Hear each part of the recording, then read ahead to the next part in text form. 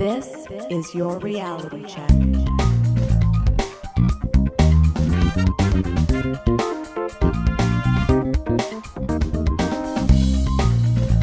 Welcome to The Reality Check, the weekly Canadian show that explores a wide range of controversies and curiosities using science and critical thinking.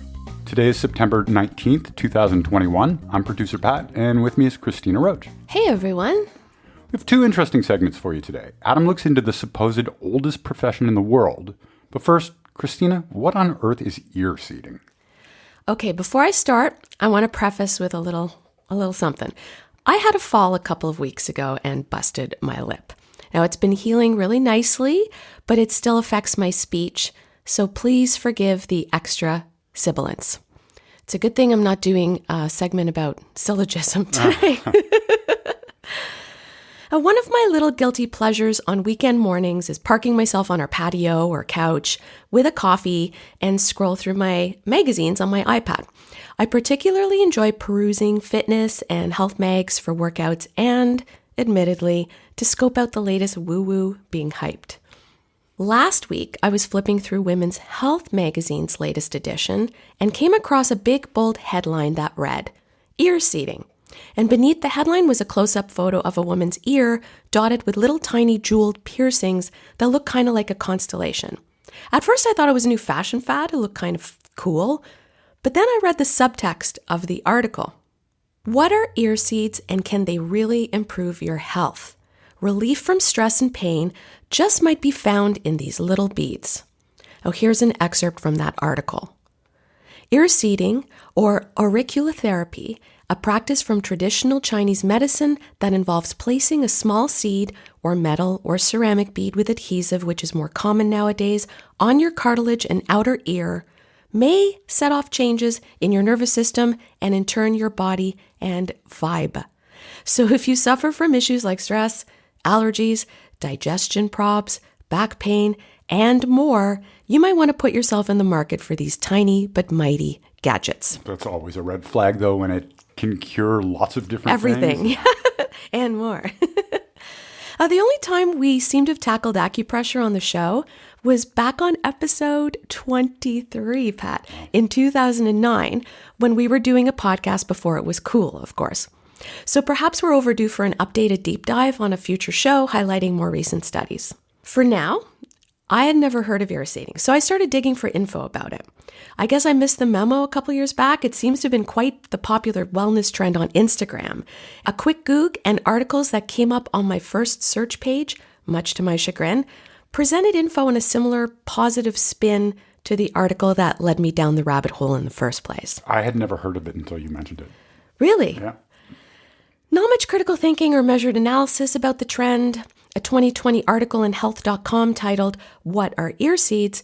Meet the newest wellness trend that stems from acupuncture cites an alternative and Chinese medicine specialist named Cao Lin E. Moy, who claims ear seeds, along with other forms of auricular therapy, are used to help relieve back pain, neck pain, weight loss, anxiety, PTSD, insomnia, depression, stress, and more. Right. There's that and more again. Mm-hmm. At least health.com did include a qualifying paragraph that stated, quote, "Like many forms of alternative medicine, the scientific evidence supporting many of the purported health benefits of ear seeds is limited and often overstated, according to a 2014 systematic review in the Journal of Alternative and Complementary Medicine." Man, ironically, this journal is actually on Quackwatch's list of non-recommended periodicals, characterizing it as fundamentally flawed. Pause here for a sec, as I don't think we've mentioned Quackwatch in ages. If you're unfamiliar, quackwatch.org is a website founded by Stephen Barrett, which aims to combat health-related frauds, myths, fads, fallacies, and misconduct. You interviewed Barrett way back. Before the podcast, actually. So when I was involved with the Ottawa Skeptics, I used to write articles for the website, and I did 10 questions with a skeptic you should know or something like that, and Stephen Barrett was one of them. Very cool. If I can find it, I'll link it in the show notes. Now, Barrett also has an article on the site taking a skeptical look at auriculotherapy, which I link to in the show notes. The one article that did come up on the first search page that looked promisingly unbiased, was titled Bad Science Lends a Friendly Ear to Ear Seeds. When I started digging into that, wouldn't you know it, the article was written by Jonathan Jarry, who I've cited in the past, and published out of the McGill Office for Science and Society, which is dedicated to the promotion of critical thinking and science communication. More on his article shortly. First, what is auriculotherapy? Here's the wiki definition. Auriculotherapy, also auricular therapy, ear acupuncture, and auriculoacupuncture, is a form of alternative medicine based on the idea that the ear is a microsystem which reflects the entire body represented on the auricle, the outer portion of the ear. Conditions affecting the physical, mental, or emotional health of the patient are assumed to be treatable by stimulation of the surface of the ear exclusively. Similar mappings are used in many areas of the body, including the practices of reflexology and iridology. These mappings are not based on or supported by any medical or scientific evidence and are therefore considered to be pseudoscience. I'm sure our listeners are aware, but just to clarify, iridology is the same concept of mapping the body with through the eyes, right? And reflexology is through the feet, right? Now, much to no one's surprise, Gwyneth Paltrow's site Goop sells a do-it-yourself ear seed kit for $45 US. Of course they do. And when I checked the site, Pat, the kit featuring gold seeds and seeds topped with Swarovski crystals, totally sold out. Now, the kit comes from Sherry Oth, the founder of a New York City acupuncture studio called WTHN, presumably pronounced Within. That reminds me of a cool whip. Oth says, unlike acupuncture, which uses a needle in the skin for 20 or 30 minutes at a time, ear seeds provide lighter stimulation over a much longer period of time. And they work on their own just by sitting on the skin, but you can also press on them to give them an additional boost. And how do you know if they're working, you may ask? Oth says, ideally, you notice a change yourself. I've been in situations where I've been lecturing about traditional Chinese medicine, and while I talk, somebody is going around and putting ear seeds on everybody's shen men, the relaxation point on the ear. It's one of the most common points we use in auricular acupuncture. There's often a palpable feeling in the room once everyone's ear seeds are placed. Now, I went looking for more background on shen men. One wellness site I found describes it this way. Shen men means spirit gate, which means a gate/door to access our spirit/mind/emotion. When you needle or do acupressure on this point, it can help open the gate/door to relieve the energy blockage for our spirit/mind/emotion. Sounds very much like chakras and chi. Yes. Back to Jonathan for some needed reasoning.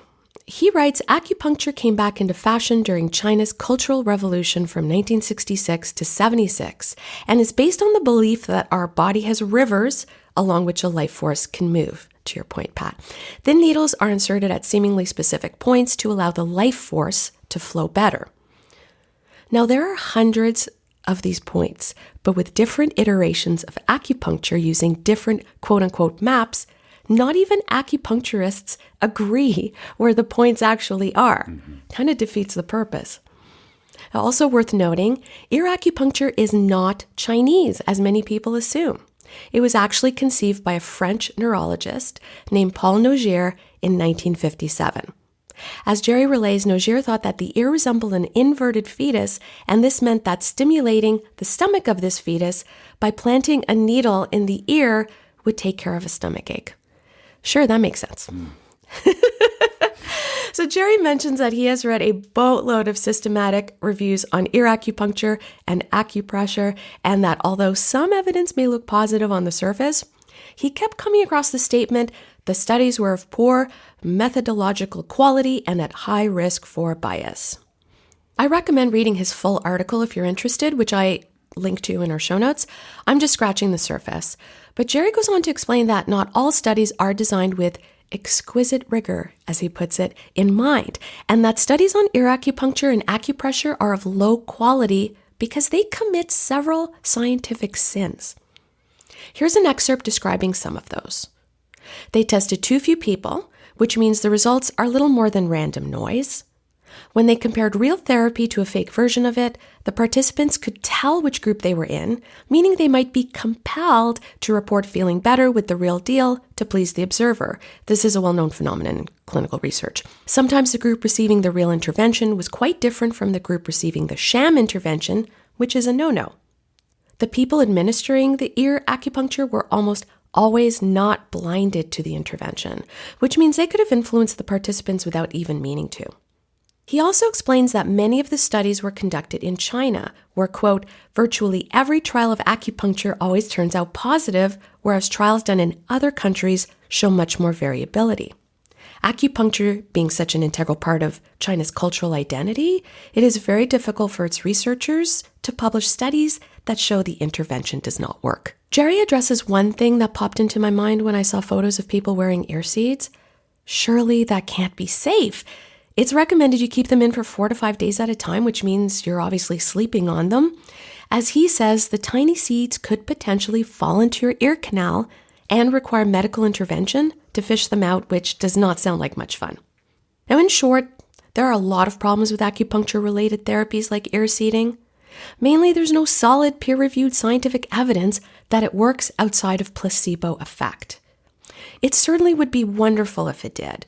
But with the basis of auriculotherapy rooted in acupuncture, a technique that claims to balance the flow of energy or life force called qi flowing through meridians in your body, you're already on shaky ground. Quick plug for Jonathan Jerry's excellent award-winning medical podcast, The Body of Evidence, which he does with cardiologist Dr. Christopher Labos. Definitely check it out. All right, thanks, Christina. And with that, we'll throw things to Adam. I hope everyone out there is staying safe and healthy, and we will talk to you soon. Stay classy, not smart-assy, and stay safe, everyone.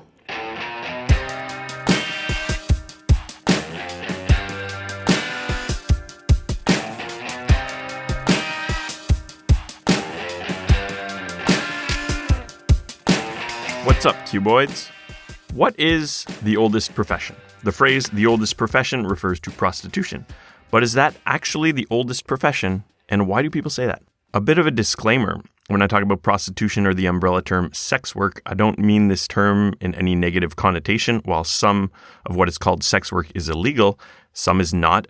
I don't consider it immoral or unethical for a person to engage in this, as they aren't generally hurting anybody.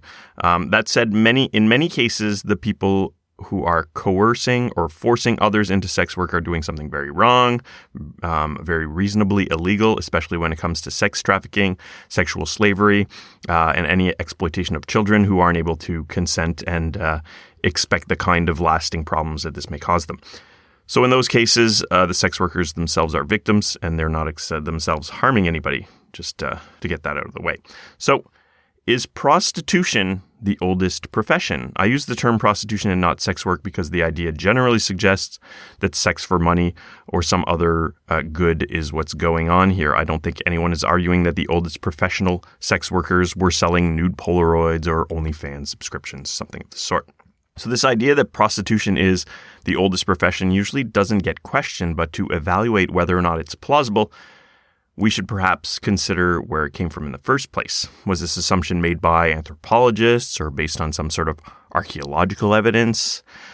The first use of this phrase in this particular way was by author Rudyard Kipling, who used it in a story in 1889. The context will perhaps help, and I quote from On the City Wall. La Lune is a member of the most ancient profession in the world. Lilith was her very great grandmamma, and that was before the days of Eve, as everyone knows. In the West, people say rude things about La Lune's profession and write lectures about it and distribute the lectures to young persons in order that morality may be preserved. In the East, where the profession is hereditary, descending from mother to daughter, nobody writes lectures or takes any notice, and that is a distinct proof of the inability of the East to manage its own affairs. So this is a work of fiction, though the statement itself doesn't necessarily need to be one referencing fiction. The Lilith mentioned in this is the biblical Lilith and not the one from Evangelion. Lilith is said to predate Eve and is usually described as demonic, out of scope for this episode. But just like the world isn't 6,000 years old, Lilith, Adam, Eve, and the Judeo-Christian creation myths are not historically or scientifically plausible and are contradicted by things like the fossil record, the theory of evolution, science in general. So Rudyard Kipling was an author, talented author for sure, with a captivating way with words, which is why phrases like this persist to our time. But that doesn't necessarily make them true, just makes them sounding true. He wasn't doing some research, he was just sort of taking a guess at what would be the oldest profession, something that sounded nice.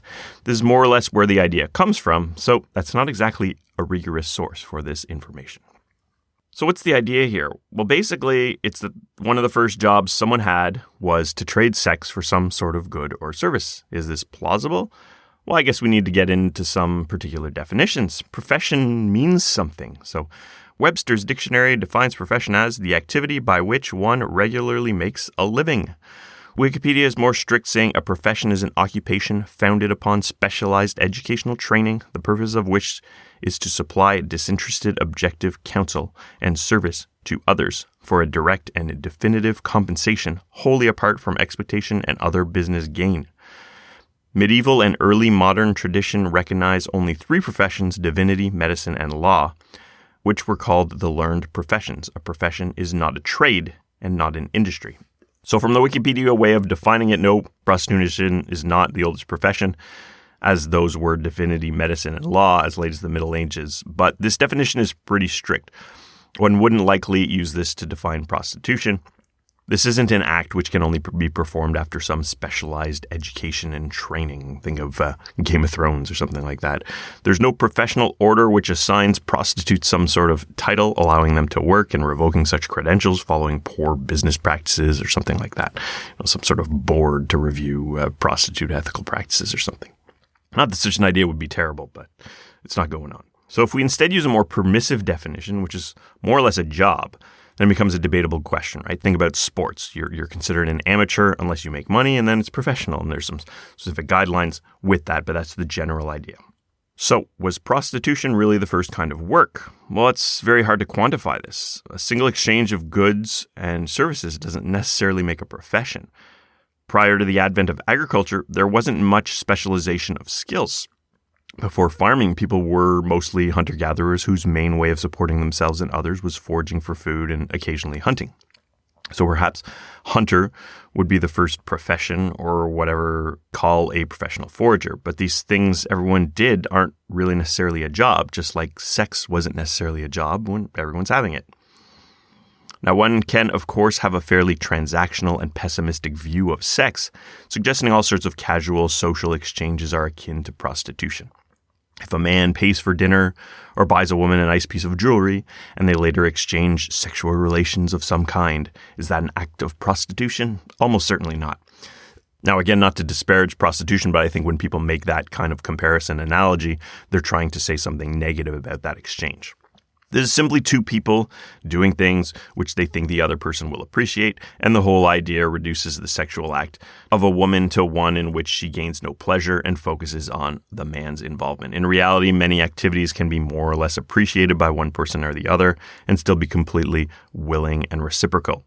If I'm dragged to the ballet but not 100% excited about it, my companion services are not the equivalent of those of a hired escort simply because this wasn't my idea or the best thing that I could be doing that evening. And generally, if someone is engaging in an activity that's not the best thing they'd rather do, maybe they derive pleasure from just being with their partner or something in that activity.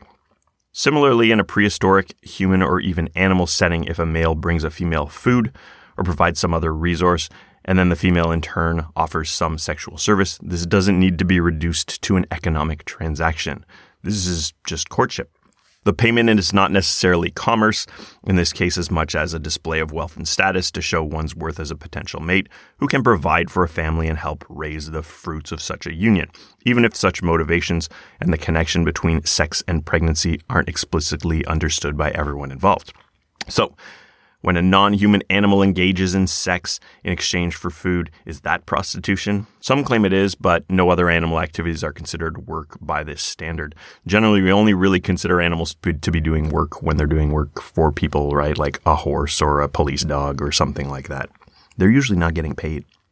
All this said, at some point, someone did literally trade sex for money or some sort of good as a purely financial transaction, and this could be considered a profession, as many people do this today and have done this as far back as we have written records of. But since these sorts of transactions certainly predate the written word, this becomes a part of prehistory is hard to determine without any doubt. Prostitution likely arose as soon as trade or some sort of economy did. Though the common wisdom is that this was done with barter, it's likely that some sort of exchange of debt or credit was the first kind of commerce, and prostitution could be used as a service or payment in such a sense. But other professions likely began at the same time, and it's difficult to say which specific one came first.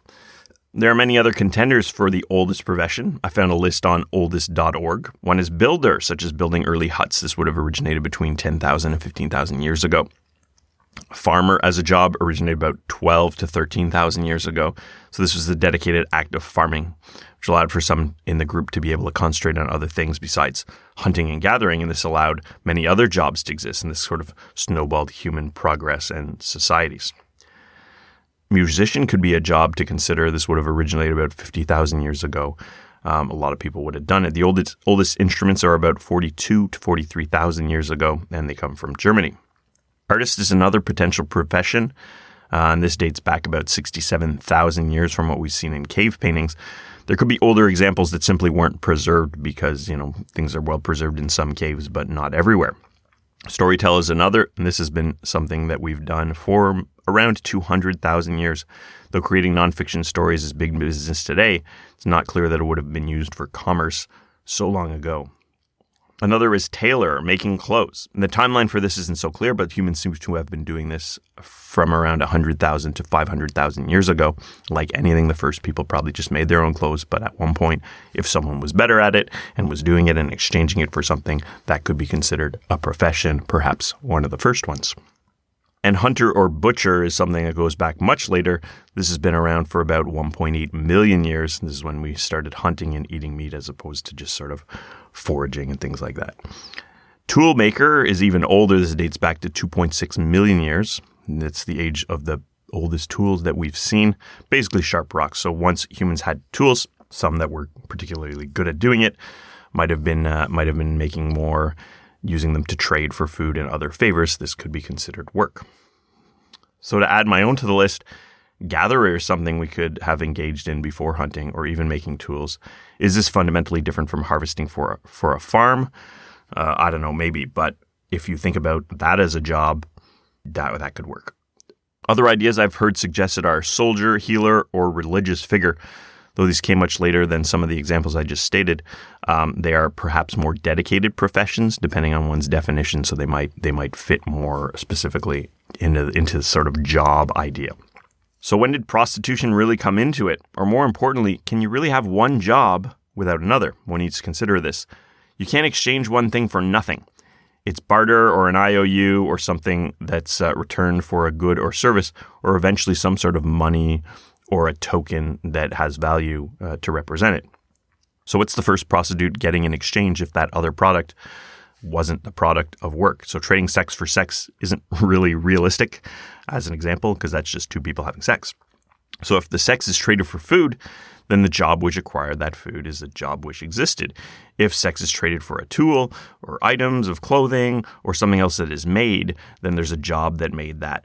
So some of these other first professions could also have been the first ones and existed in isolation. So if my job today is picking berries and yours is picking apples and we trade them, then there's no need for prostitution to also exist for this exchange to occur, though a human opportunist may invent the profession almost right away in this case. I'm not saying people had a job of picking berries or apples specifically, but those are things that people would have done if you want to be really liberal about the explanation of what a profession is. The first profession is hard to determine and define, as it isn't always obvious what constitutes a profession. We don't have good reasons to think prostitution was even the first, even if that's a widely held belief. If definitions which are very vague are used, the first profession is likely some sort of gathering of food, which isn't terribly interesting. If we want to be more specific about the level of skill or organization behind the professionals, then other skilled trades are more likely candidates. It seems unlikely that some sort of prostitutes' union existed before tailors, for example. Unfortunately, I don't have a straight answer to this question, though I would venture to say prostitution is likely not the oldest profession, even if we have difficulty defining exactly what one is. I can't conceive of a case where prostitution exists as a profession in a world where other goods and services can be exchanged for it, but that these are themselves somehow not the product of a profession. Peace out, cuboids. For show notes or to discuss this episode, visit our Facebook page and website at trcpodcast.com. For general inquiries or to send a topic or parody suggestion, email info@trcpodcast.com. Help support the show by leaving a review on iTunes and liking us on Facebook. Follow us on Twitter @TRC_podcast.